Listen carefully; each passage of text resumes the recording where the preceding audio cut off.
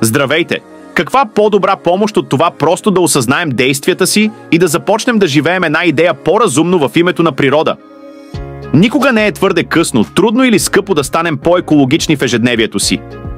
Искате ли да разберете как можем да помогнем на околната среда и защо това е толкова важно?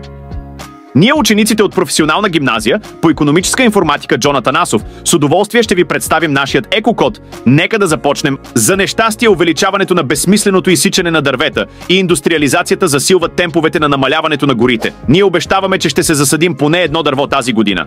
А защо е толкова важно засаждането на дървета? Освен, че те са белите дробове на нашата планета, те също така забавят часовника на климатичните промени, подобрява качеството на почвата и са естествена бариери за ветрове и наводнения. Второ, ще пестим водата. Човек използва водните ресурси на Земята ежедневно. През последните 50 години се очаква населението на Земята да нарасне с още 40%, а съответно с това и потреблението на вода. Обещаваме да спираме кранчето, докато мием зъбите си, и така ще спестим 15-20 литра вода дневно. Трето, ще преосмислим отношението си за електричеството. Обещаваме да използваме енергоспестяващи кружки. Това ще е равносилно на премахването на милион коли от пътя. Ще ги използваме поне в банята, коридора и килера. Също така ще гасим компютъра и други устройства през нощта и ще спестим електроенергия, без изобщо да усетим.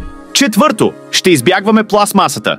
По-голямата част от пластмасовите бутилки не се рециклират, а оставането им под земята и разграждането им отнема хиляди години. Ще купуваме вода в рециклирани бутилки и при възможност ще използваме филтри за пречистване на вода и по този начин ще помогнем на природата. Пето, ще разделяме отпадъците си на категории хартия, пластмаса, стъкло, метал и компост, органични материали. Ние ще го направим. Споделете знанията си за правилното изхвърляне на отпадъци с приятели, семейство и членове на общността. Колкото повече хора участват в рециклирането, толкова по-голямо въздействие можем да окажем върху околната среда. Това беше всичко от нас. Благодарим ви, че изгледахте това видео!